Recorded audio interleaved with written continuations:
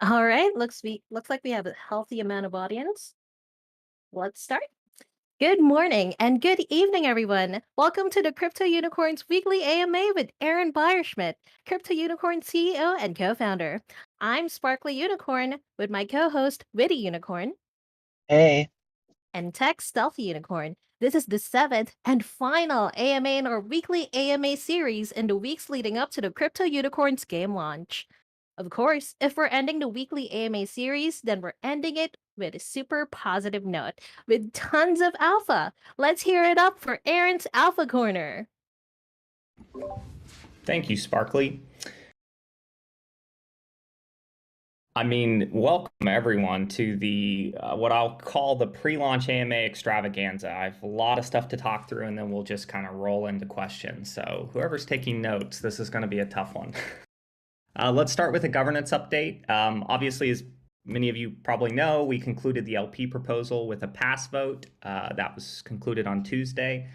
The deployment of the new wrapped ETH RBW pool will occur later today, and we will make an announcement when that has been complete. At that point, we'll obviously have a new pool on Balancer. Anyone using 1inch or even Balancer, it doesn't really matter if you want to get out to USDC or whatever, right? You can use a router.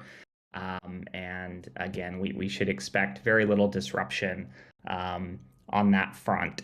Shortly after, the Laguna Games team has redeployed liquidity to the wrapped ETH RBW pool to hit the 10 million baseline that we promised in the proposal. The vault site will be updated to allow you to begin staking wrapped ETH RBW LP tokens. So that will happen shortly after. And again, stay tuned for announcements as we put them forward later today. Let's move on to new and upcoming draft proposals. Many of you have seen and commented on Game Labs, formerly known as Axie Labs. I would say community sentiment was largely sour to negative on that. They have heard you guys. They put a reply in, I believe, this morning with some tweaks and some changes. I need to poke them to actually edit the proposal itself. And then we will likely put forward a temperature check poll given community sentiment on that. If it does not improve, I don't think it needs to go to snapshot. But again, that's up to kind of everyone here in the wider community to decide if their edits and adjustments to the proposal make it worth pushing through, or if we should just hold back and wait. This is a perfect example of a situation in which the Laguna Games team is not going to influence the vote. Even if it does go to snapshot, it's in y'all's hands. And that's one of the reasons I love this space. I don't have to make every decision. Two upcoming draft proposals. Tomorrow, I will launch the Community Engagement and Rewards Grant Program. Effectively, we're looking to earmark roughly 1 million, actually not roughly, exactly 1 million RBW to be distributed over a period of 18 months via two programs. The primary program is the Bug Bounty Program. As I've discussed before, the idea is find a bug, follow our steps to report it in such a way that we can actually reproduce that bug and fix it on our end. If you happen to be the first person to report that bug, you're getting some RBW. And there, you'll see there's different criteria for bugs and issues. Something that's truly game breaking is obviously a higher reward amount. Something that's more of a visual issue or just a minor issue, less RBW. But one way or the other, you get RBW for finding bugs. I think it's a fantastic program. The other side of that is going to be the mod program. We have a phenomenal team of mods who've been working their asses off for months and months and months. They deserve a ongoing reward program. And we should also be looking to the future where we need more mods as we grow. So both of those, the Bug Bounty Program and the mod program, are going to be bundled into a community engagement and reward grant. And that will go live on the draft proposals section of our forum tomorrow. And then the only other one on the horizon currently is the Governance Council. That is on me. That is a bit delayed because I just have not had the time. We've been rather busy. I would expect the draft to land the week after launch. And again, the governance council will replace Laguna Games as the gate between draft proposals and something going live on Snapshot. The overall idea is the community elects this council. I will be nominating one member of the LG team, likely myself or Katrina, our product director, as well as 2 of our investors. The other 7 we want from the community. And so anyway, the community will actually outweigh our ability to block something going to Snapshot, which I think is really important in this process. So that's known as what I call the governance council, and we'll be putting forward that draft proposal with like the structure and how we vote people in and what the term is and how we vote someone out that's maybe misbehaving, that kind of stuff. I just need to think through it and finalize it, put a bow on it. Sweet. That is the governance update. Moving on, Airdrop Calendar. We're making it rain. Yesterday, as many of you saw, we did the loot box rewards from Discord and Twitter events. It's nice to see that go off without a hitch. Today, we'll be doing the March staking rewards as well as the Unim rewards from Discord and Twitter events. Tomorrow at 4:29.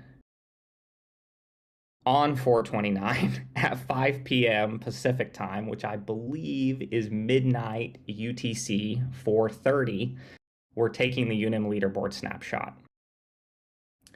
We will make an announcement when that snapshot is complete, and at that point, you're free and clear to move everything everywhere you need it to begin prepping for game launch, especially if you have a lot of land, you need to split it into 9 per account, et cetera, et cetera, et cetera. We've had a lot of people ask about that before moving Unim. Don't do anything until we announce the snapshot has been taken. At that point, you are free and clear to move your resources and assets around. So May 5th, next week, is going to be the date that we drop the Unim leaderboard rewards, as well as the community golden ticket rewards. So that is happening on May 5th. And then finally, on May 12th, we'll be doing the April staking rewards, as well as the April Founders Reward Program rewards. Going forward, we're going to be doing those rewards obviously closer to the beginning of each month, ideally at the beginning of each month when it falls on a weekday for us. As you can imagine, we have been pretty fucking busy with the game launch. So I appreciate everyone's patience as we work through the airdrop calendar and go from there. Alrighty, the event calendar, the moment many of you have been waiting for. So the first event to announce is the Summer of Love. It starts at game launch. It will run for 90 days. This is a breeding event designed to kickstart our game economy. You can expect the full details in a blog post on Monday, but the TLDR is that each monthly event will have tasks that you earn points towards, including effectively baseline tasks and bonus tasks. The first month, the bonus task will be breeding because we want that to be heavily incentivized. The second month will be evolution. We get a bunch of adults running around. And the third month will be hidden classes. Obviously, the hidden classes, we feel need an incentive because they were not in the Genesis set. We want enough of them out there so that they can kind of stand on their own and compete with the original set of 6 classes. To be clear, breeding and evolution will earn you points throughout the 90 days. Just the amount of points will kind of change each month as we look to kind of tweak levers and incentivize very specific behavior over the course of the event. So all points get accumulated towards the Season of Breeding leaderboard. The leaderboard will have its own UI. It is not going to be live next week at launch. It will be live the following week. Again, too many things going on, a new landing page, all of this fun stuff. And so we're just too busy to get the leaderboard live. But to be clear, when the leaderboard goes live for the Summer of Love event, it will be retroactively counting points from day 1. So no matter what, you're earning points.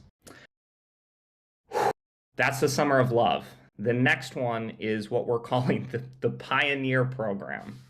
So the Pioneer program runs from game launch for the first 30 days. This is an event for all of our land owners who lock land in game during the first week. So airlock land into the game during the first week.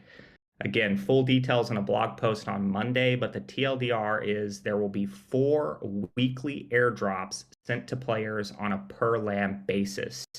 You must airlock your land in the game prior to May 6th to participate. And the structure is each, so like the week 1 airdrop, great, you get. The week 2 airdrop is even bigger, the week 3 airdrop is even bigger, and the week 4 airdrop is even bigger. The caveat is you have to remain airlocked in continuously to earn those subsequent airdrops. If you unlock your land out of the game, that land will no longer be eligible for a drop. And we're tracking and we're watching y'all, so it would actually be impossible to cheat given those are on-chain transactions. That is the Pioneer program. That is the supplies for landowners. It is very much designed especially for people without corns to be able to progress their base and have enough seeds to begin harvesting berries and all of this good stuff while they wait on corns in-game.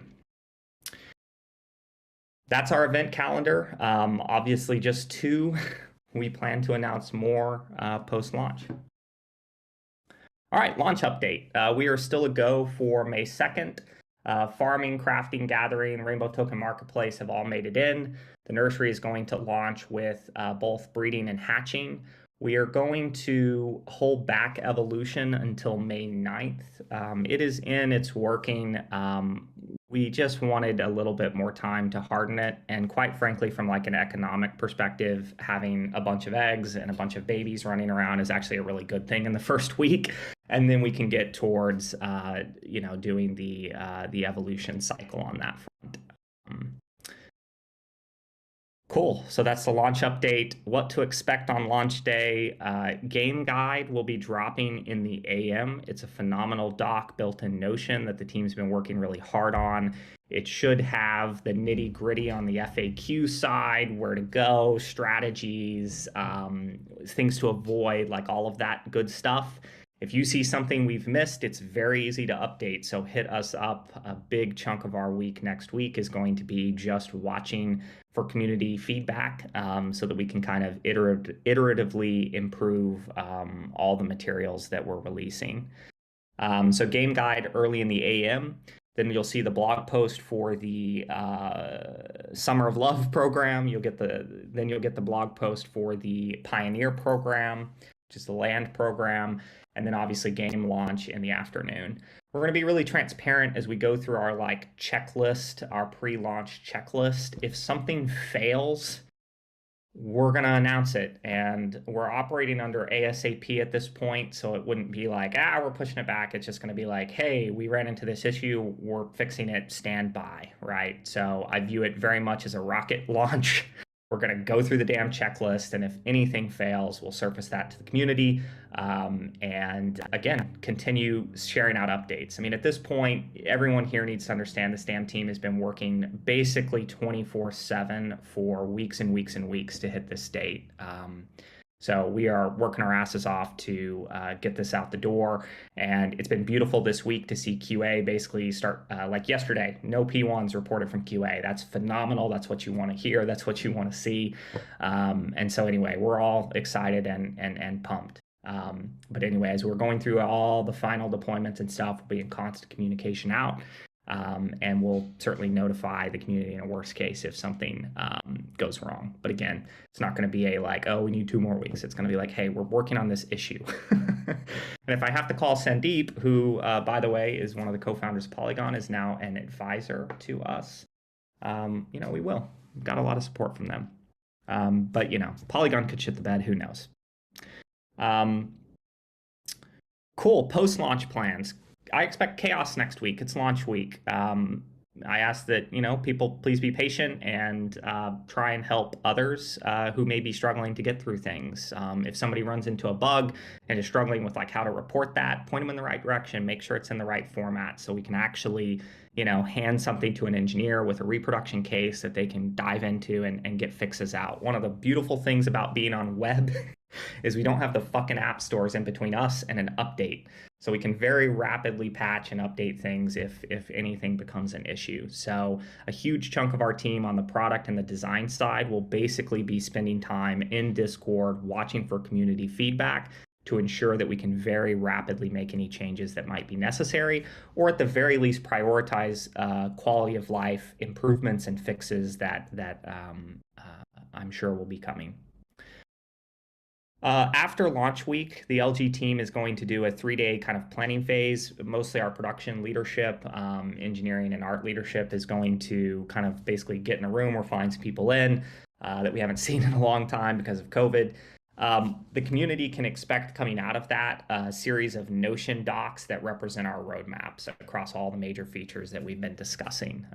We think that's probably the best way to communicate those plans with the community going forward and just actively and very transparently manage that process. As we've discussed in previous AMAs, we have a number of ASAP features. I'm kind of putting a bucket together for like quality of life things. If someone's like, hey, this UI is confusing and there's an easy suggestion to fix it with some copy, we'll do that, right? So quality of life things that will improve player experience is kind of at the top of the list. Then NFT delegation, loot boxes being openable in the game, and then of course the land vending machine, which will allow people to craft keystones and begin to mint new land beyond the 30,000 that's been sold to date. So those are all kind of the ASAP tasks.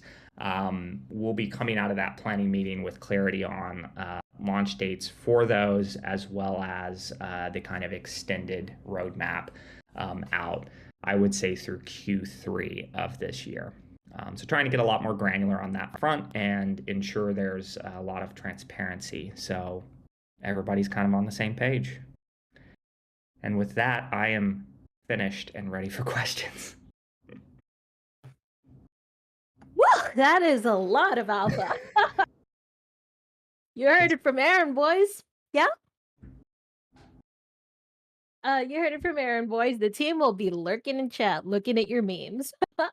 Also, I just want to give a shout out to the dev team, design team, art and marketing, QA, and everybody else who's been hard at work to get the launch going.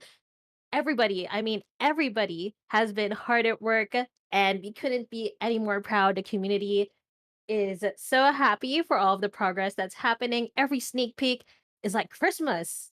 So yeah, thank you so much. Since this is the last weekly AMA, by the way, we don't have a hard stop. If there are still questions, we can keep going for as long as y'all want. Let me just run by the AMA mechanics real quickly, and then we can start. If you want to ask a question, just press the request to speak button. The button looks like a raised hand. You can press it as early as you want. You can queue up even while we're talking, like right now. Once we accept your request, you can see a green bar at the top of your Discord. Click accept to begin speaking. Oh, you guys are really lining up now, huh? We'll pick people one by one so everybody has a chance to ask something. Once you're unmuted, feel free to ask your question. We also have questions from shy and busy unicorns. It's on the AMA questions channel. We will get to those too, but we'll prioritize spoken questions over the written ones. We will do our best to answer all the AMA questions, but if you'd still like to bring a written question to the front of the line, just press request to speak and ask away. All right, we have a long line ahead of us. And starting from the very first, we have Dashion. Come on over.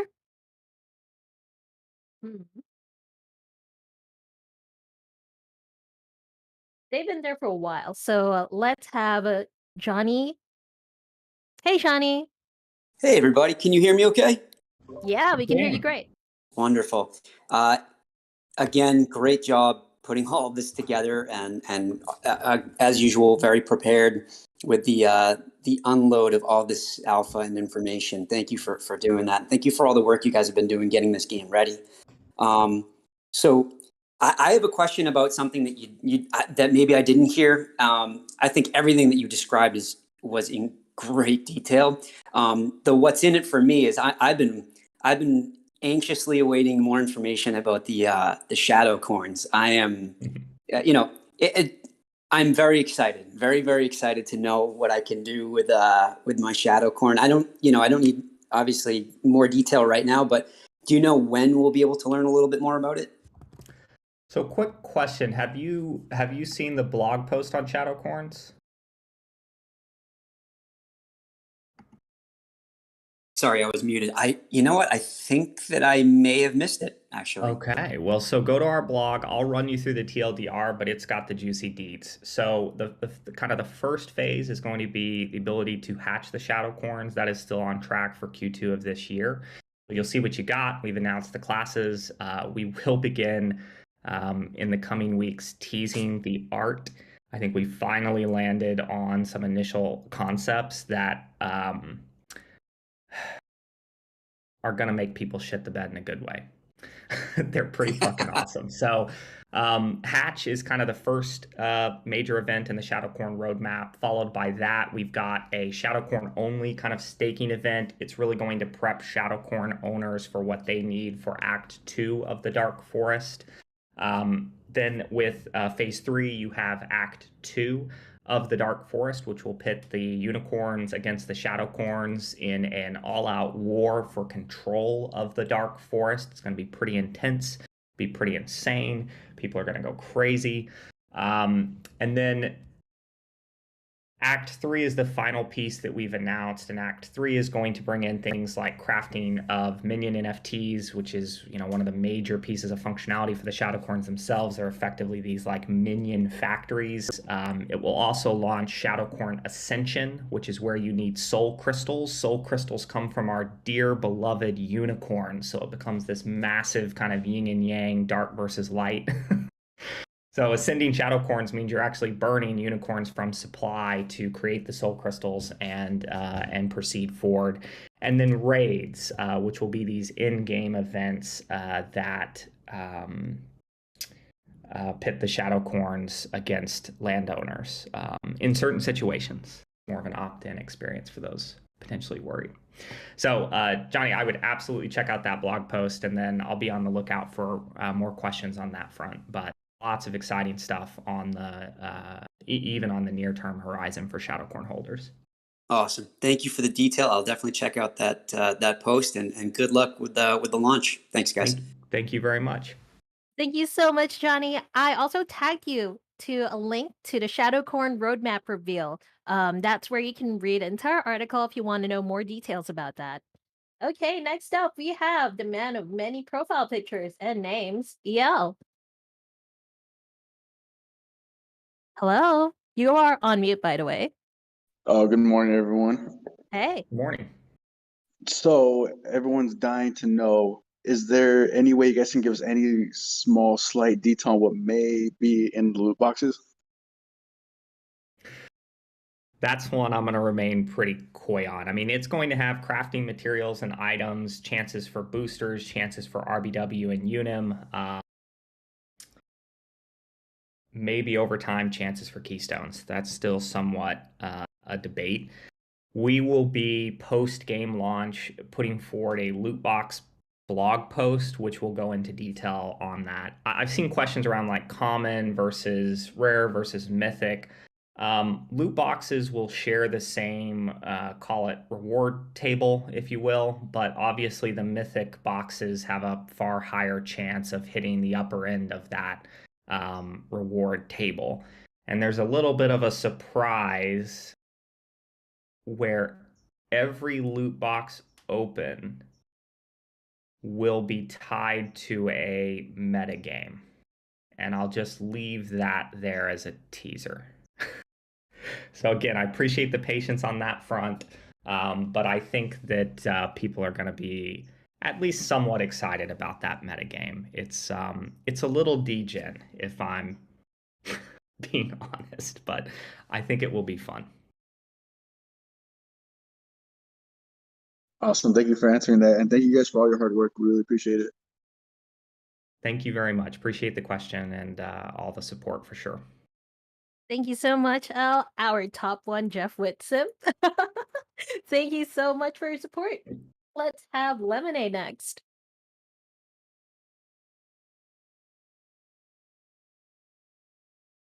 Hey, how's it going?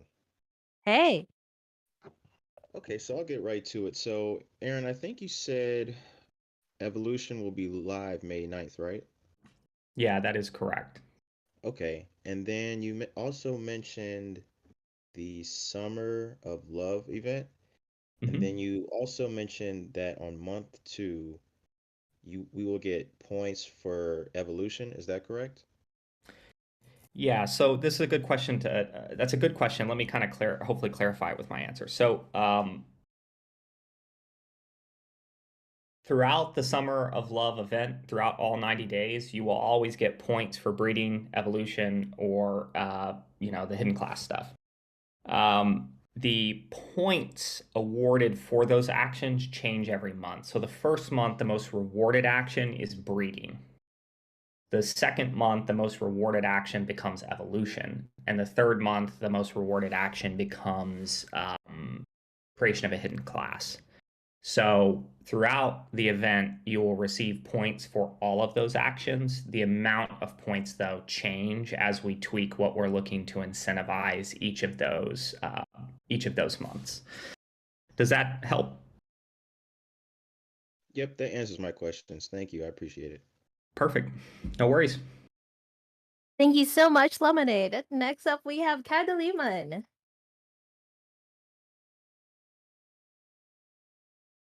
Hey, Kadaliman.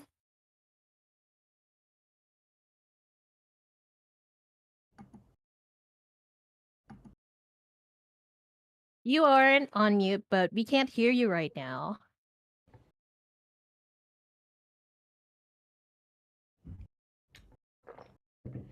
Okay, we'll put you in audience for a while so you can fix your mic, but we will answer your question later. See you later.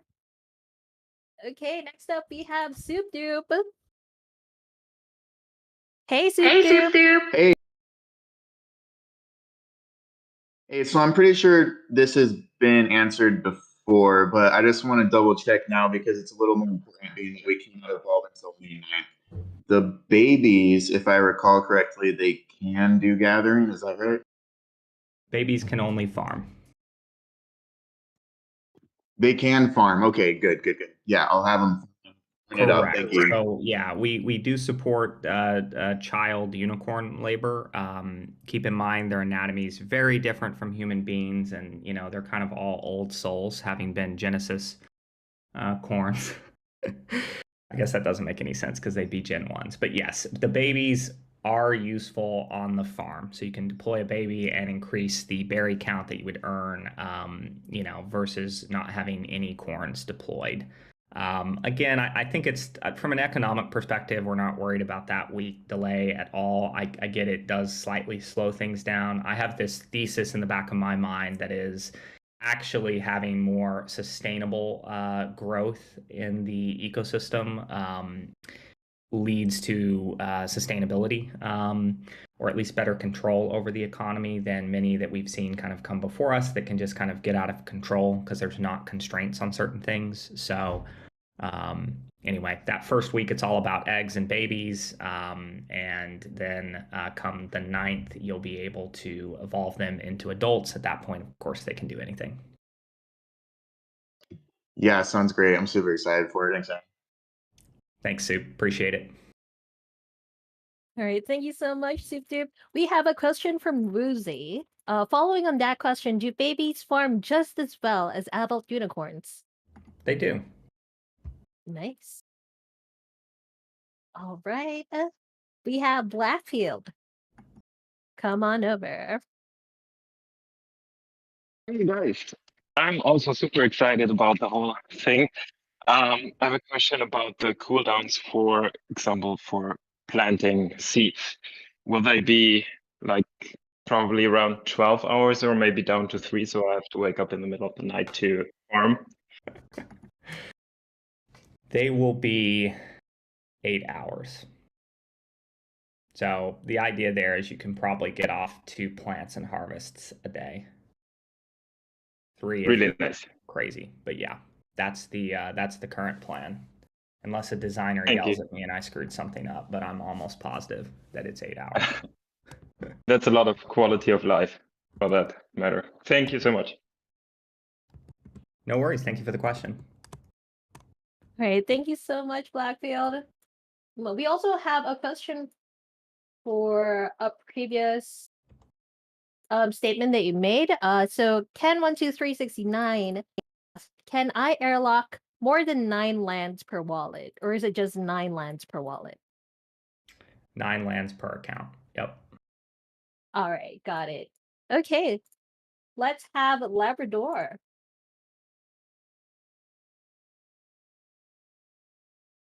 Hello, hello. Can you hear me? Hi. Yes. I have a question. I will have a question about the leaderboard. I would like to know, like, if I'm between 1,000 and 2,000 position, I would like to know, let's say, for an example, if there are 5 people that they have 1,500 unim, they will be in the same position. Like, can there be 3K per people between the range of 1K and 2K? Was I No, clear? there can only be 1,000 people between that range and that tier. So 2 people that have the same amount of unim, they will occupy the same position on the rank? That is correct, per my understanding of how the leaderboard works. Yes.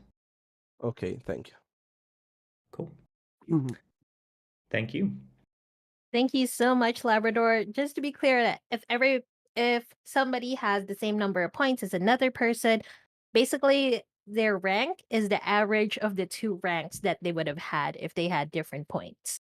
I hope that makes sense. And there will be just like around 1,000 from your previous question, there will be just 1,000 people in that gap. Okay, we don't have anybody in the request to speak, so let's move to written questions. Can I have a written question, Betty? All right. Let's talk tax. Will there be a way to get a spreadsheet of all the transactions made in game, or is it not needed because it's off chain? Still trying to wrap my head around this.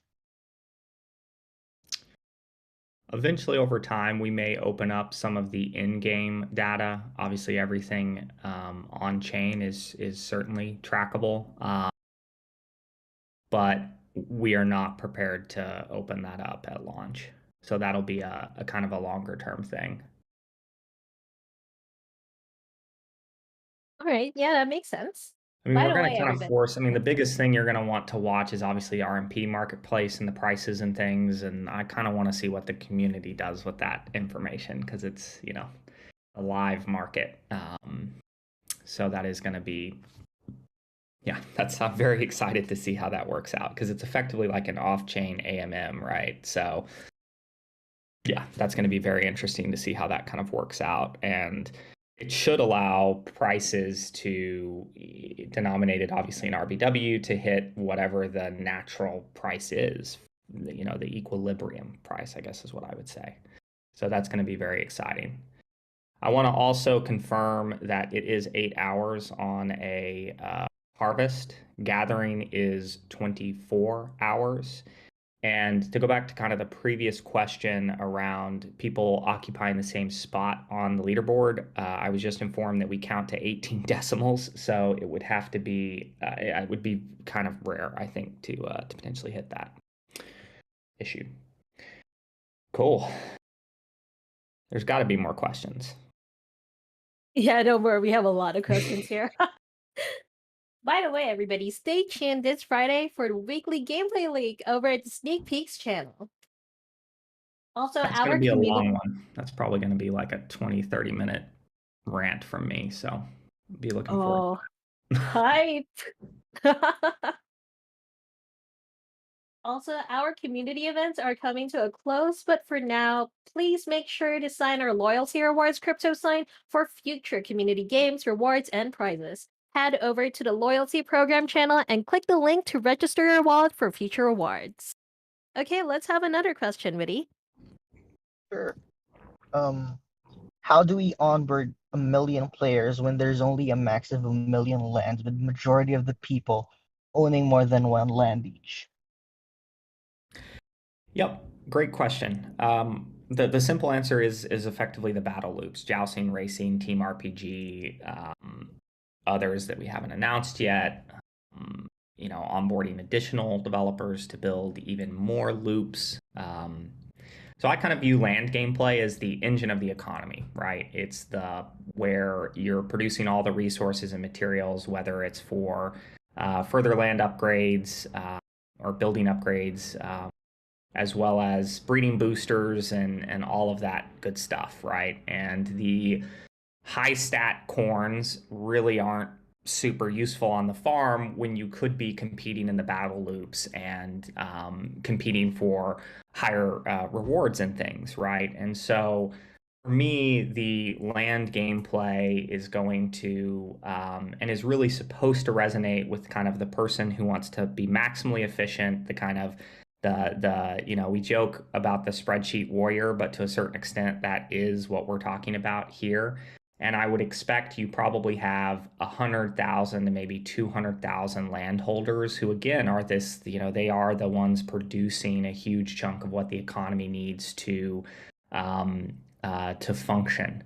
And I think the sophisticated gameplay, right, being able to buy and sell against the RMP marketplace and effectively almost perform arbitrage in these things are not going to be appealing to all players. I think they will appeal to a certain type of player, and players will get a lot of enjoyment out of that loop. But we get to millions of people playing because people want to just own a few corns to joust or race or do team RPG. And again, other loops that we plan to add over time. So this kind of comes back to me saying, listen, we're building an arcade in the metaverse. You bring your unicorns in the arcade to do fun things. Farming is really just one of those fun things. And the hope is that over time, we have this entire ecosystem of game or battle loops that people find interesting and intriguing and they want to do things with, right? And you see a lot of this with like all the game loops that we've announced, coupled with things like the Shadow Corns, Act 2 and Act 3. Like each of those really represent another game loop and another use case for unicorns. And that to me is really interesting. You're going to have to constantly be making a choice of like, where is this corn? Where should I be putting this corn? Do I send them to gather? Do I send them into the war in the dark forest? And that's going to be a very interesting thing. Like if people don't really participate, one side could kind of win. Like the corn, if we don't get enough corns on the front lines of the Dark Forest in Act 2, you're never going to win. But it's designed such that we know there's only 3,000 shadow corns and there's going to be a lot more unicorns. And as powerful as the shadow corns are, there's kind of this tug of war that will occur. But it's going to be very interesting. It's going to it will be completely dependent on player behavior. So again, the land constraint to me is purposeful because we believe that type of gameplay is not necessarily what everyone in the world wants to do, right? I think people will have much more fun taking corns or having kind of a team of corns and taking them across into other loops and things of that nature.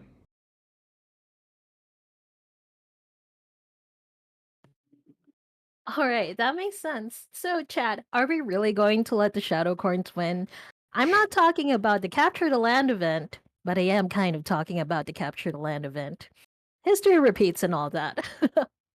By the way, thank you so much to the community for participating in our Discord and Twitter events. We had great fun making those events for you, and we hope that all of you had a blast. We're working on distributing prizes through the Claim website at claim.cryptounicorns.fun. We'll post an announcement every time we distribute prizes, and we have a tutorial over at the Claiming Your Rewards channel on how to claim your rewards. All recipients are final, and eligible participants will receive their rewards within the stipulated times. We reserve the right to omit ineligible entries from rewards recipients. Thanks. Next up, we have Lemonade. Back so soon. Hey. Hey, so I just had a couple more questions, more so surrounding rarity. So the first question is about the Pioneer program. Now, will the rarity of your land matter as far as the airdrops?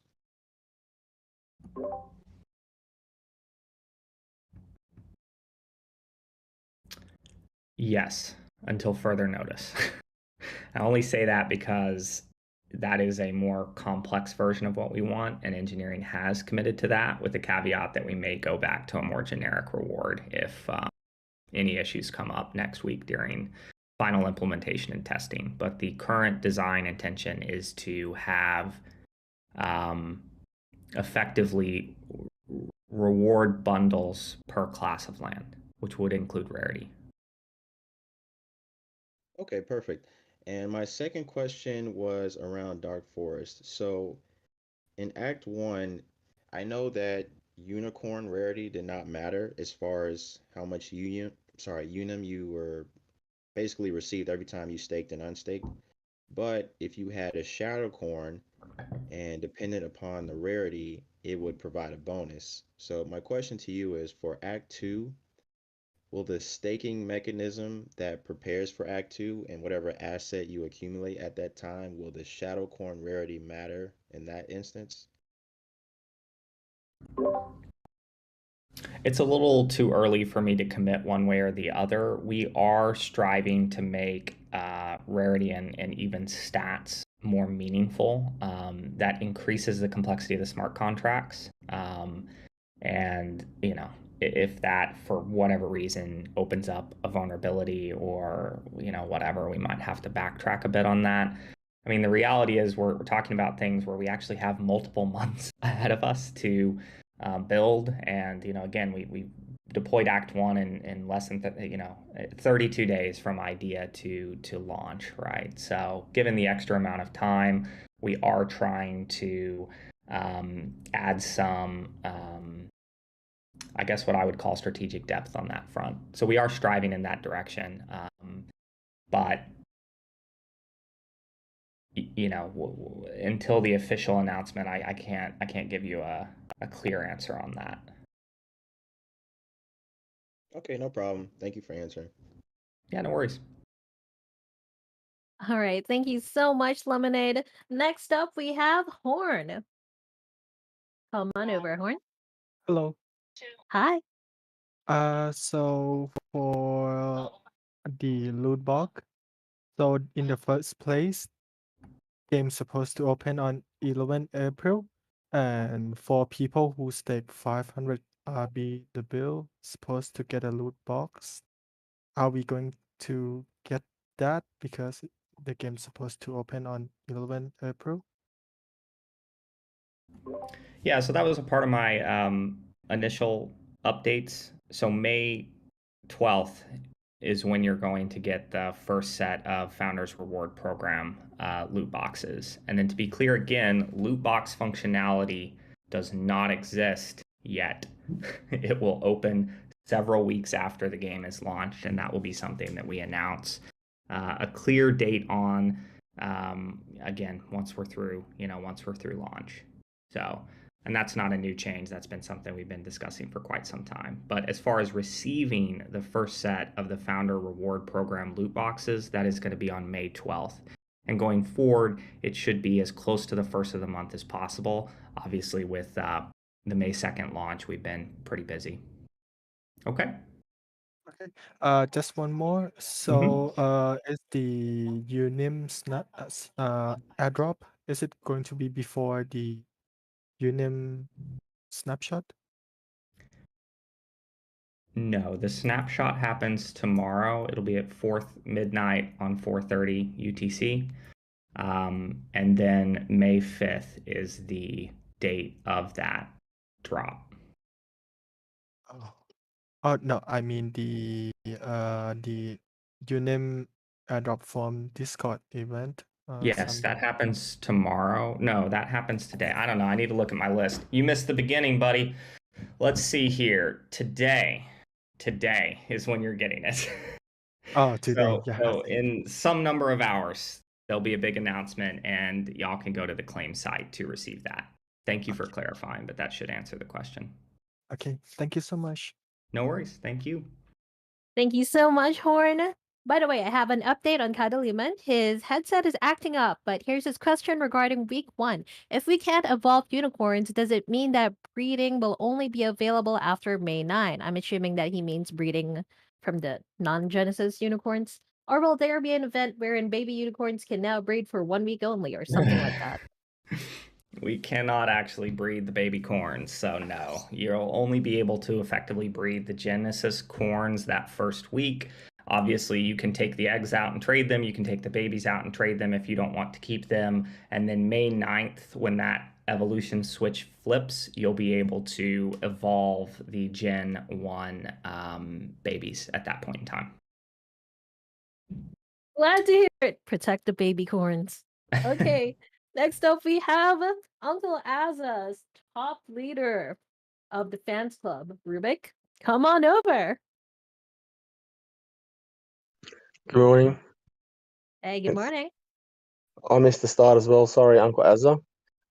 Just woke up. I did actually have some questions about the economy. You know, I know I'm a bigger proponent about the game, but the economy is important as well. So I just wanted to understand what has gone into designing the economy. Is there a specialist economist that's been working in the team to do that? And if you can go into detail about what kind of work's gone into modeling how the economy is going to work before you actually, you know, the game economies are super complicated in non-Web3 games. So just wanted to get a bit more understanding around what's gone into that.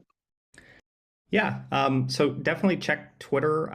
We did a awesome interview with Jeff Witt, who is our design director. So goes into a little bit more detail on his skills and experience. I mean, Jeff Witt's a heavy hitter. He's been a game designer for over 10 years, predominantly in mobile free to play. He co-founded a company called Storm 8, which is a multi-$100 million social casual gaming company. He then went on and was a co-founder of Funzio, which was famously started and then 18 months later sold for a little over $200 million to Japanese gaming giant Gree, where Jeff was the design director there for many years. And then he did some time consulting. We linked up with him at the predecessor company Beyond Games. He designed that game economy, you know, with us. And, you know, obviously we built an incredible relationship there. And he joined us on this wild ride that has been Laguna Games. So Jeff is our design director, well-versed in game economy, design, and balancing. Trying to think of the best way to summarize everything I've said before into something that's going to be like succinct. Give me just a sec. That answers my question. What I was, you know, wondering if there's someone behind it that's been experienced, because it seems like a very complicated, you know, this sounds like the most complicated economy in Web3 that I've seen so far. It's truly madness. No, I mean, you're calling it out. It is insane. Yeah. Shout out as well to Corbin, who's been doing some phenomenal modeling, and Josh on our design team as well, who help and work very closely with Jeff. It is something that is pretty enormously complicated. I think from the beginning, we've taken this principle of when you have something that's very complicated, you need a lot of levers to tune and balance it. And we really do have many of those. So the idea that we can change the material requirements and inputs within the crafting system to, you know, account for an imbalance. Oh, there's not enough. We wanted more unum in the economy. Everybody's actually breeding more than we expected, right? We're going to drop the cost of crafted materials, or, you know, unum crafted materials, to allow people to advance, right? So we have all those levers. Every single material and item actually represents a lever within the economy. And so if we notice an imbalance, if we notice something is off, we have the ability to go in there and tweak it. Most of the projects that have kind of either in the process of collapsing or have already kind of collapsed usually have the same problem, which is you have like one game loop that acts as a source, and only one bit of utility, right, via that game loop for the assets. And then you have one sink being the breeding of those assets. And if you think about, we've put barriers to things, right? Like a lot of these games, you can just hit the damn smart contract to breed. You can't do that with ours. You actually have to come into the game itself, utilize the nursery, spend the requisite amount of berries, whether it's normal berries or class berries, and get a server signature, or the contract on chain is not going to do anything, right? And so there's interesting pieces where it's like, we're, I think, the first game to launch where, like, you know, if you want to maximize your breeding operation, you need 9 nurseries, one for every single plot of land you can put into a single account, right? That's going to then in turn limit the number of other buildings. You probably have one less farm because I bet everybody's going to have a gathering cart and those things. And so, again, I really do think it's good to call out. I do think we have one of the more complex economies. I do think we have the broadest and the deepest economy to launch to date because of the variety of utility. Yes, it's just a farm sim, but if you think about it, you have farming, you have crafting, you have gathering, you have selling to the Rainbow Token marketplace, and you have the nursery. All of these things require unicorns, require them to be locked up for a period of time to complete the action, to complete the operation. It's things like this that I think differentiate us in the market and give us a better chance of maintaining and balancing things over time. And that's the grand experiment that we're running here, and obviously seeking to be successful with. Awesome. Another one about the economy is I was thinking about is RBW. The number of RBW needed to do a certain amount of things is probably constraining it from its growth to its potential, like potentially uncapped value. You know, if you know what I'm trying to say, like the RBW is held back by how much is needed. Is that planned to be reduced in time to allow RBW price to grow? If you're allowed to answer that, I'm not even sure. So help me understand the issue here. You're like, in the event that RBW price continues an upward trend, which I think we would largely all be happy with, things get more expensive in the game and growth is constrained. Is that the concern? So yeah, it's probably a way Okay. better way of asking the question. Okay, no, it's all good, man. I just wanted to make sure I understood the question. Obviously, we certainly reserve the right to alter RBW cost in response to you know, the open market. The RBW marketplace in game, it's pretty easy to do that. We would simply take a bundle down and then reopen it when we're ready. And it would have a new, I mean, there's a lot of levers there. We could change the size of the bundle. So it may have taken 100 cloudberries or something, and now it takes 50, or now it takes 250, right? So we can kind of move it in that direction. We can rebalance the RBW to soft currency in the pool to reset the price back to something that we feel is more reasonable if something has just gotten completely out of control. And we can also just turn a bundle off for a while.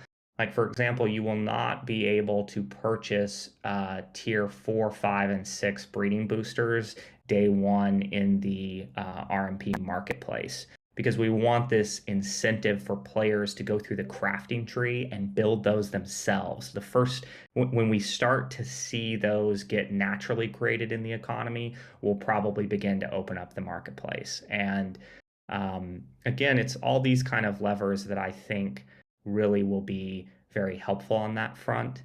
And I have a grand scheme that may put some of this on the staked RBW holders to decide a bit. I really like the idea, for example, of a berry boost, and we do a vote where you can split however many votes you have, you can split them across the classes, the 9 classes, and the class that wins that month gets a boost on top of every harvest of that, you know, of that berry, for example. And of course, we could do this across any system, but I really like the idea of having that extra incentive on governance, where there's kind of this alignment of like, I'm Team Heart, so I really want to vote for that. I think those are really interesting ways to allow the DAO itself to have an impact on the game, to drive value to holding and staking RBW so you can influence those decisions. I think developers too often are like, oh, I don't, you know, it would be a disaster to let, you know, the community do meta systems design or make design choices related to like meta systems or the economy.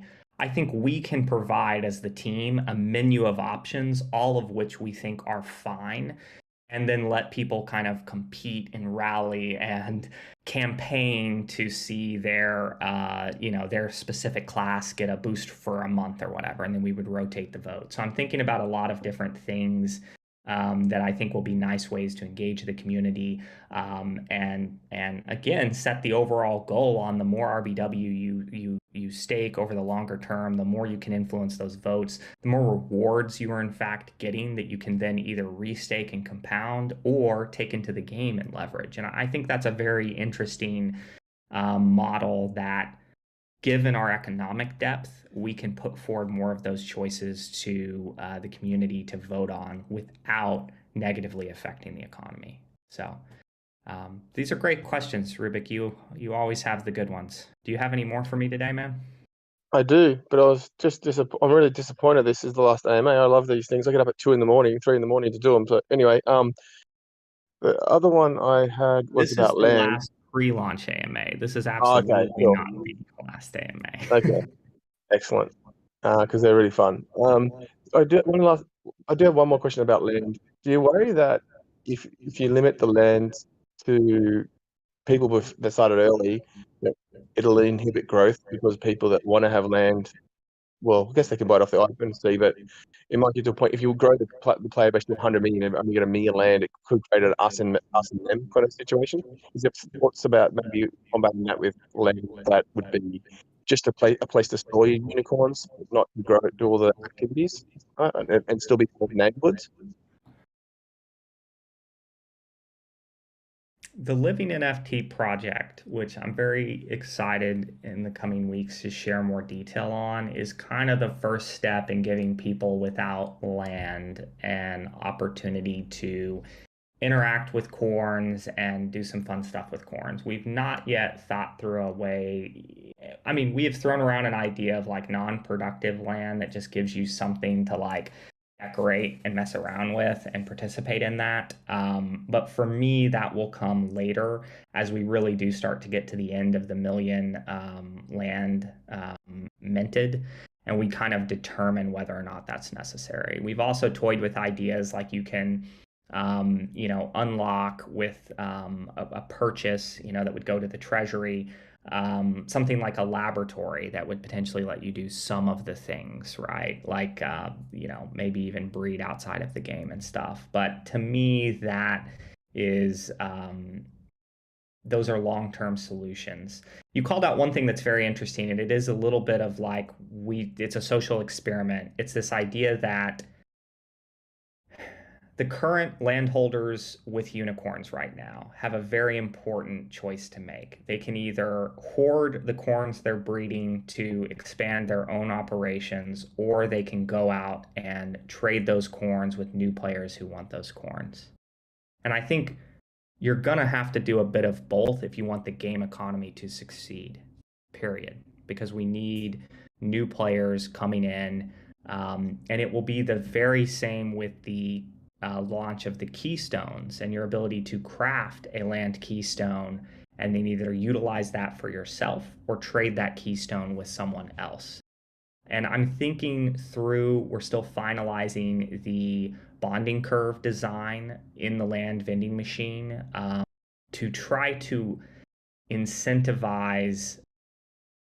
Well, the ultimate goal there is to have the game economy more naturally respond to demand with new supply. And I think on the corn side, it's there because there's a pretty high incentive to trade corns right now, I would say.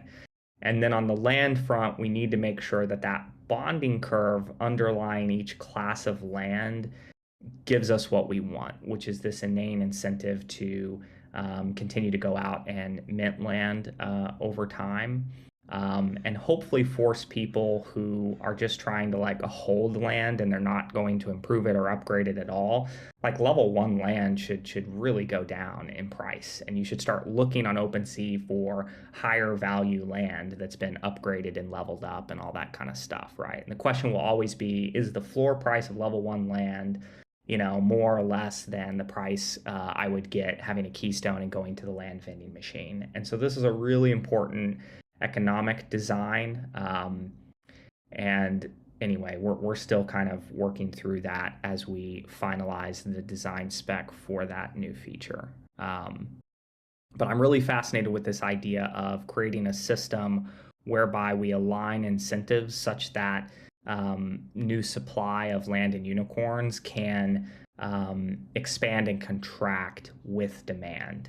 I think too often we see games just completely get out of hand and leads to an oversupply, and we know exactly what happens on the other side of that.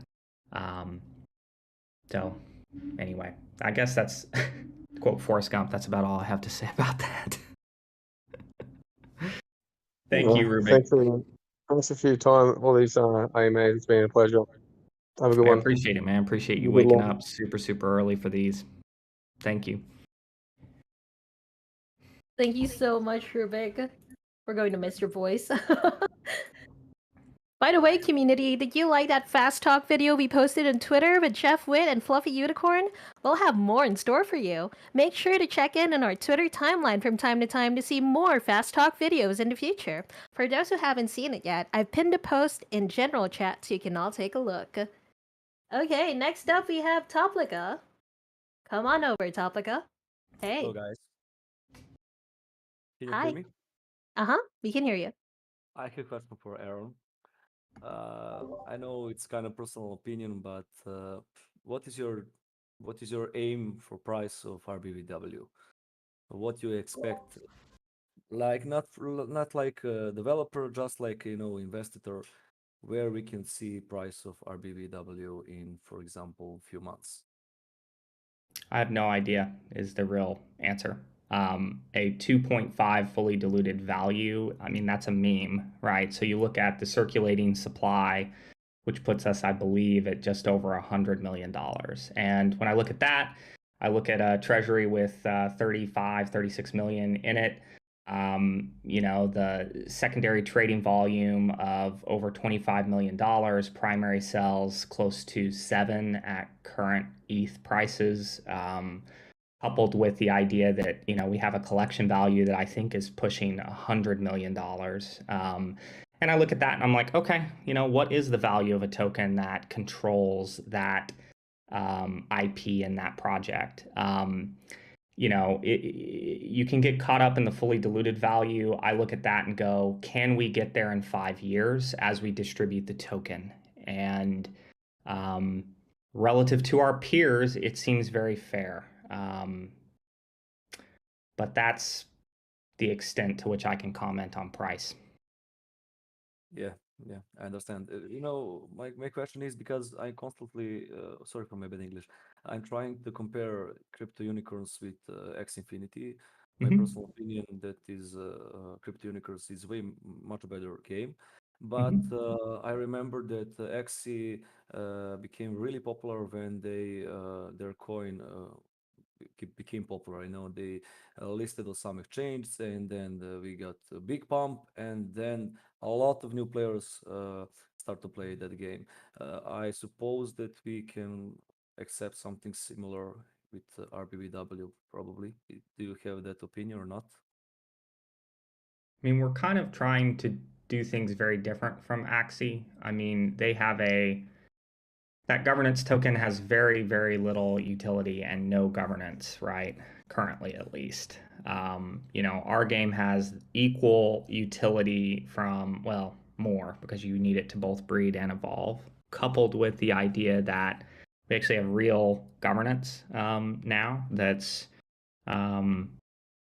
impactful, coupled with its utility in game as the kind of underlying medium of exchange via the Rainbow token marketplace. And so I believe for tokens to hold value, they need to have utility. And why do they have utility? Because people need them to play the game. They need them to spend in the game. They need them to govern the IP and shape the product and project and the IP itself over time. So we're in the process on setting up a foundation and handing over all of the IP and everything to the DAO. And that was a slight alpha leak. That's going to be a big announcement next month. And continuing to try and chart a path forward that leans as heavily into the Web3 space as possible. And again, on the other side of this, the only way any of this stuff works is if people give a shit about it for years to come. And so that involves building a fun game, adding to it constantly, running live events constantly, and again, growing and shaping and building a community of people that genuinely love the thing over time. I think we can look at the overall game space, and we're seeing a lot of projects either in early stages or mid stages of collapse. I think there's been a bit of an awakening in the space as to what isn't sustainable. And I think we're back to a spot where we haven't seen yet a project that I think we can all point to and say that is going to be sustainable for years to come. And that, I hope that we're one of the projects at the forefront trying to get there. But again, it's really hard to say where any price is going to fall. And the macro outlook on the overall markets right now is not good at all. And there's nothing I can do about the Federal Reserve and whether they're going to hike rates here in the United States, right? And if they do, as mentioned, that's going to be a struggle. Here's the interesting thing, though. Gaming historically has weathered recessions very well. People like to be entertained, especially when they can get bite-sized moments of entertainment. We definitely saw this in mobile. And you can go and look at research in how the games industry has fared during wider economic downturns. And so what's really interesting is you think about like a DeFi token. A DeFi token can have various amounts of utility and all this stuff. And like I could talk about this shit for hours and hours and hours. But obviously, if people stop using a DeFi protocol, the token's going to zero, right? And I think the same holds true for a game. It will only hold value so long as people value the game itself, the IP, being a part of this social network that we kind of broadly term as the community around crypto unicorns and all that stuff. Yeah, understand. Thank you. I have one more question. Mhm. Can you talk something about? Can you say something about marketing plans after launch of game? Mhm. Can you say anything? Some YouTubers, anything that is on your plans? Yeah, so we have a gameplay, like an in-game capture footage gameplay trailer that's kind of coming out. It's again trying to show off the fact that we've built a real 3D gaming experience and kind of leaning into that, so it's not leveraging CGI. That will be coming, I believe, next week. And then we have actually contracted a CGI trailer company, got a really reasonable rate that will be doing a larger CGI trailer that the script for is just hilarious, and the early storyboards, it's going to be a lot of fun, and I think really show off the characters in a cool way and some of the land gameplay and all of that fun stuff. And so when that CGI trailer launches, that'll be another big moment for us to kind of go wide with something and kind of poke at the Bored Ape and ApeCoin and the fact that, hey, look at them, they're selling land as a diorama that you put together instead of selling it on a world map, and that's interesting. Who else is doing that? And so the CGI trailer will be a big win. We also have a lot of co-announcements with like the Polygon Studios team and other groups within the space who are going to be giving us some launch love. I've said this kind of before.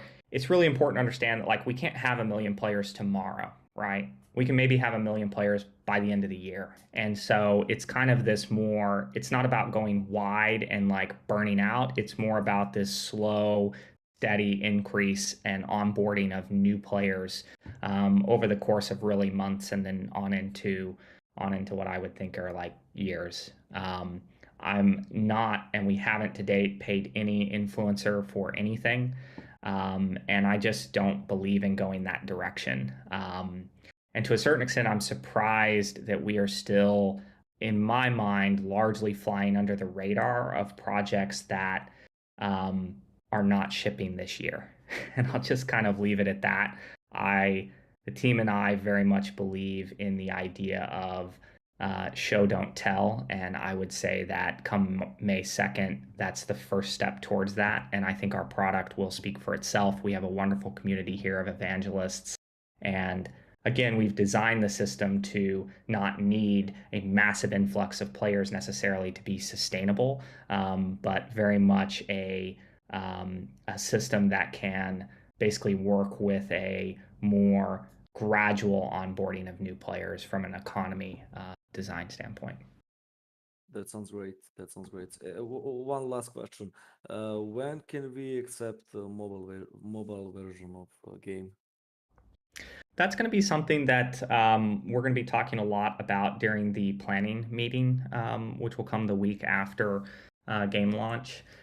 So expect more updates on that front. I think be on the lookout for various polls. I think we're going to be polling the community a ton, and we may even put forward a snapshot vote and let SRBW holders prioritize certain things. Again, I'm a real big believer in like we're going to give the community a menu of things that we think are all very important and allow them to weigh in, whether that's just temperature check polls going all the way up to snapshot. The one thing about mobile that I don't like is just the idea that we've got to go back to this archaic bullshit where I have to wait on Apple usually for a day, if not two, and Google for something like 8 hours to push an update.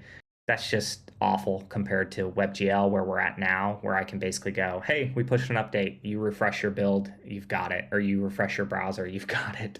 So I get it. It will limit us a bit, and we do plan to eventually release on mobile. We are mobile developers first and foremost, and we'll be releasing more detail post our kind of roadmap planning session week after launch. Thank you for your answers. Great questions. Thank you for coming forward. Thank you so much, Toplica. Speaking of RBW, the vault site will be updated to reflect staking for the new LP soon. Please look forward to an LP guide on the All About Staking channel. Next up, we have Ken12369. Come on over, Ken. Hi team. Since we already talked about the time frame for farming and gathering, can we get some alpha for how long it takes to craft?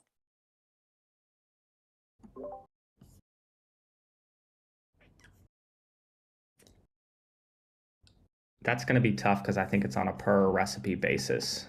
One of our designers is definitely in here, so Slack me and I'll try and answer that. Let me hit him up. We're going to do this live. Let's see if they're paying attention. Everybody can hear me typing. It's okay. That's my only question. I can get off and Cool. I'll get back to that asynchronously. All right. Well, okay. QA answered. Karen from QA answered. It is variable depending on the recipe, so I really can't give you a fixed time. It's obviously going to go up in time as you progress through the recipe tiers and get to the higher value crafted items and things like boosters. So sorry I can't give you a definitive answer, but that'll be something fun y'all can dig into come Monday. Is there like a range, like what's the fastest item and what's the slowest item like? I think 24 hours is probably the slowest crafting item, but I'm not sure. Maybe Karen can come in clutch and answer this one more time.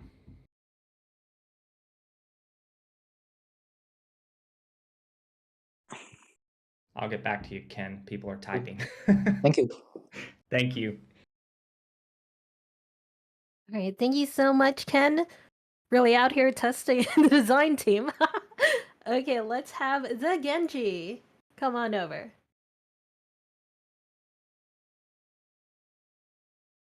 Hey. Hey guys. Hi. So I really like how you guys are trying to decentralize everything with the DAO and such. And I was wondering, we have a lot of hacks and a lot of bad actors in this space. Would you guys consider implementing a bug bounty so we could leverage the ability of all the white hats that we have in our communities? Yes. So there's kind of two pieces to that. The first is going to be the in-game bug bounty program. The draft proposal for that will go live tomorrow. That is much more for the community to find issues, obviously in game. We are in the middle of both audits as well as penetration testing of our systems from a group. Once those are completed, we will be opening up large white hat bounties. And we very much want to dangle those as a carrot for anyone in the space who comes forward with a vulnerability. Our contracts are upgradable. That upgrade is tied to a very, very secure key. And again, we'll be in a position to rapidly upgrade if anything is identified. So yes, very much thinking along those lines, and it's top of mind for us and in progress. Awesome. Thank you. That's all I was wondering. Perfect. Yeah, great question. Thank you. All right, thank you so much, Kenji. Okay, while we're waiting on that answer for Ken, can you start with the written questions, Witty? Sure. Do berries expire if the farm is unattended for a while, or if the berries are not sold immediately in the market? What was the second half of that question? Oh yeah. If the berries are not sold immediately in the market, do they Berries do expire? not currently expire. That's a great idea, though. And I think a phenomenal idea, actually, that I think about. You come back after too much time and they've rotted on the vine. So that is now a feature request. Obviously, it's completely up to your discretion when you sell things to market, and we do not have like berries are just going to go bad. Unicorns know how to store berries in such a way that they will not go bad. I do think over time, especially when we start to integrate shadow corns, we'll run all kinds of events that create certain things, that it could be problematic. You might show up and a shadow corn's gotten into your farm or something, right? We have some other mechanisms that are going to be really interesting, which are going to produce short-term reward while causing long-term havoc, and you'll kind of have a choice of which direction to kind of go as a player. And the more you lean into the short term, the worse and worse things are going to get for you on your farm. So that's a little alpha and a teaser to something that we plan with, I believe, with the neighborhoods feature. I have an answer for Ken. So the range on crafting, the least amount of time something will take is 30 minutes, and the most amount of time something will take based on our current set of items, crafting materials, and boosters is 48 hours. So I was a little off on that. 48 hours is the max timer, and I bet people can guess what's going to take 48 hours. Does it start with a K? No. Okay, I tried, community. I tried. Okay, let's get more written questions. All right. Have you had any luck with the big content creators for crypto unicorns awareness and growth, like Snoop Dogg, Supreme, etc.? Honestly, we've been slow playing those relationships. We have been talking to Snoop's manager, Nick. We've been talking to the team behind Diplo, and we did get introduced to Deadmau5's team. Right now, to be straight up, there's a lot of quote unquote celebrities and influencers that they just kind of want you to throw cash at them, and they're not necessarily going to be long-term partners. So we've been, again, slow rolling those. I think especially as things like jousting and racing begin to launch, where we now have these battle loops with a very low barrier to entry, where you basically just need one corn to start. That's when the kind of mass market, let's go and get a got unicorn milk campaign with Snoop or somebody, and ideally like Snoop and Martha Stewart or something just insane like that. Like at that point, I think it will start to make a lot of sense. And my hope is after we collectively and together achieve the first goal, which is to be the #1 game in the space, it becomes pretty obvious that we're the group to, for lack of a better term, get in bed with. And so again, it's on the roadmap, but we're very much not going to throw them crazy deals. We're, I want them to come in and understand that they want their name attached to a top project in the space. So anyway, those conversations are ongoing, just moving very slow. I had to deal very directly with Sylvester Stallone's team on our prior game at the previous company called Battle Strike Force. I have this little bit of a some PTSD dealing with one of the largest celebrities in the world and the apparatus that exists around them to kind of try and extract value in things. You have to be very careful in entering into these partnerships. I've seen the good and the bad that kind of comes out of them. And I mean, Salone was a joy to work with. He was always incredibly professional and just generally a nice guy. The team around him could be rather difficult, particularly on the agent side. So that's a bit of a rant that I'll end. Aaron really out here spilling the tea for everybody. You guys heard it here. All right, let's go through another written question. All right. Here's the last one. Do you have any future plans for founders badge holders?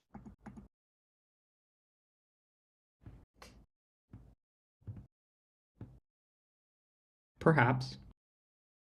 I'll leave it at that. I think 8 people didn't claim, so we might have to, give those founders badges to people who are paying enough attention. So, yeah, there's going to be a lot of badges and things. And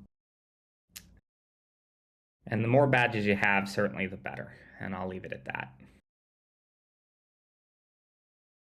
Ooh, that sounds like repressed alpha to me. Let's have former Ponzi Donner come up on the stage. Hey guys, can you hear me? Yeah. We can. Hey, Farmer. Hey, I just wanted to say to everyone, congratulations on the launch being soon. And on what you said just a minute ago about the celebrities, I don't think we should go to them. They should come to us, for real. I mean, it is an outrageous statement to kind of say that, but we really could be in that position in the next 6 to 9 months as a community. And that's really what's on the other side of this.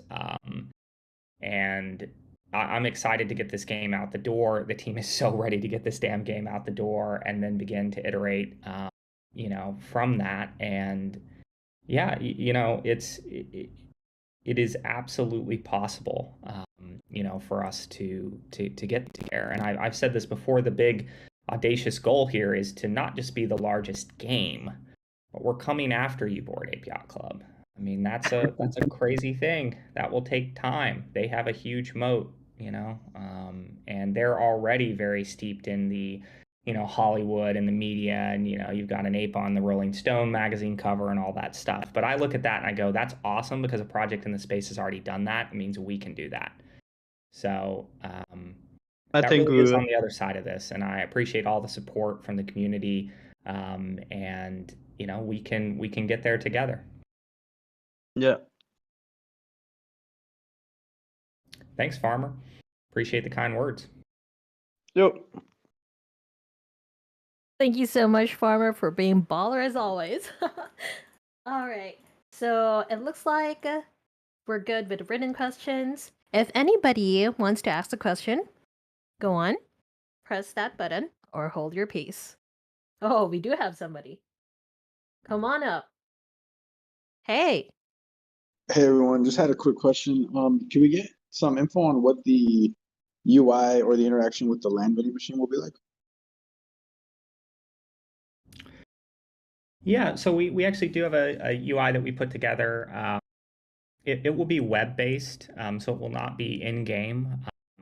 Keystones are going to be tradable NFTs that you can airlock out of the game if you want to trade that.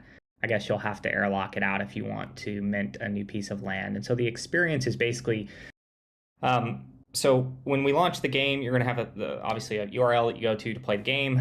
We'll have our landing page, and then we're keeping the app.cryptounicorns.fun. And the goal there is to make that kind of feel like a web-based app store. So like you'll have, like when we launch the Living NFT app, it'll be there. The land vending machine will be there. So you'll see like this kind of set of tiles, and you can like navigate to what you need to do on that day.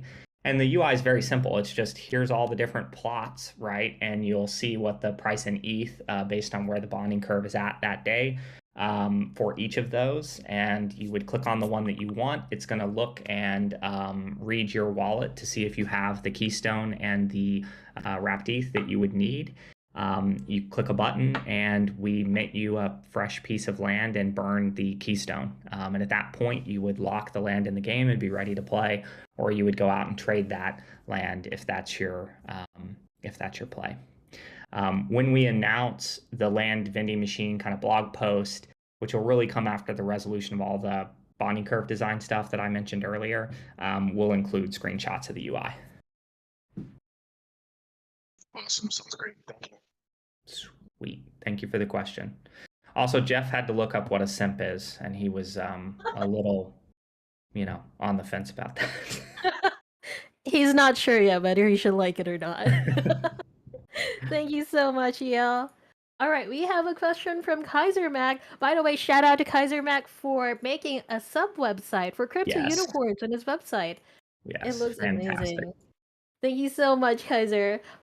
So he's asking if our team has media kits or streamer kits or even dev kits for API documentation to build around our infrastructure.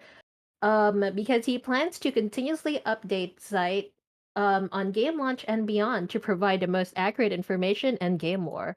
Wow, what a G.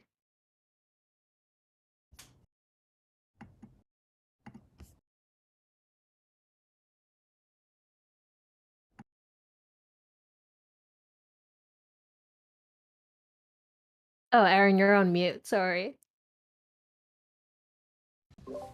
Sorry, I got asked a question from the team that I had to answer, and I've answered it now, and I'm paying attention. My apologies.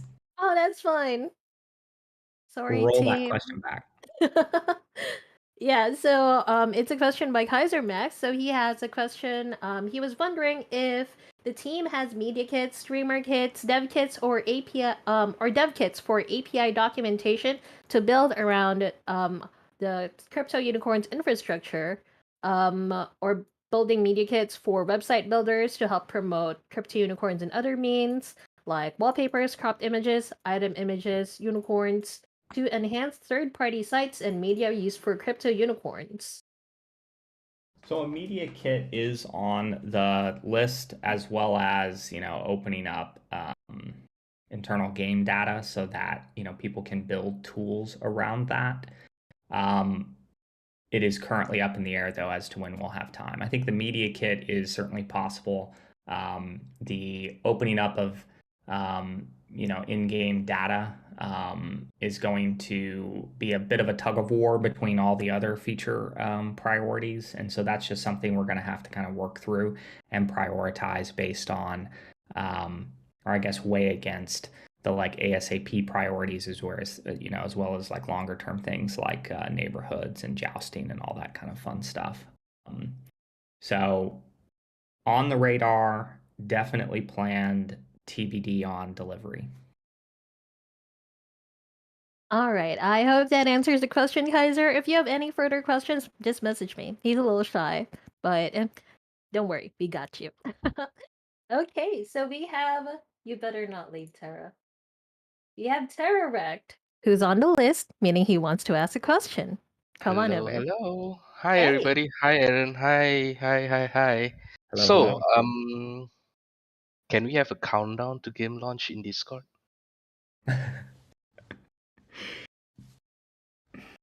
That's up to the CM team. Thank you very much. That's all. All right. As a part of the CM team. Yes, let's do it. There you go. Approved. That was easy. All right, so we have a question from Augusta, a resident memer. Sparkly, ooh woo, please. Okay, ooh woo. I feel like what he really means is everybody, ooh woo, please. So witty. Aaron? Tara, you're here now. You should say ooh woo. Are we at the end? It's ooh woo time? Ooh. It is ooh woo time. Ooh. Here goes my. This has been fantastic. But dang. What? No. We're getting crazy. We're getting crazy here today. We're going to censor that. Well, it's gonna be. It's going to take a long time to the next one, so I had to go all in. That's enough. That is as all in as you can get. Yeah. That wraps up our 7th and final before the game weekly AMA. Do you have any closing remarks, Aaron? Just a huge shout out to the mods, the CM team, who continue to kind of hold down the fort in the front lines in Discord. I know I've been kind of absent. I will be getting back in it, next week with many members of our team to watch out for feedback, try and answer questions, point people at all the help and guide material that we've put together for everyone. It's going to be a hell of a week. I'm sure it'll be chaos.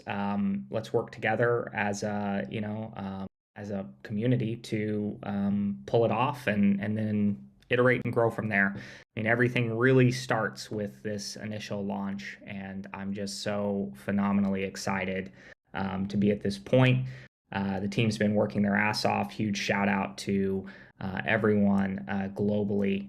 We're now 72 people who have, again, been working their asses off to get us to this spot, and it's really just the very first step of a multi-year journey together. So excited to have everyone here who has been here, who has just joined.